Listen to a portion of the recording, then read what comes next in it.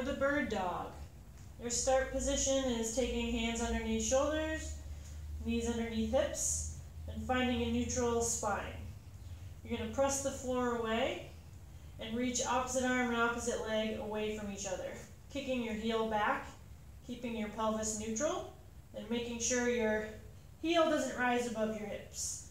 So nice and stable, switching sides, reaching long, pointing the toes down towards the floor, and avoiding any side-to-side rotation. Keep alternating sides for as many reps as you need to. And that's the bird dog.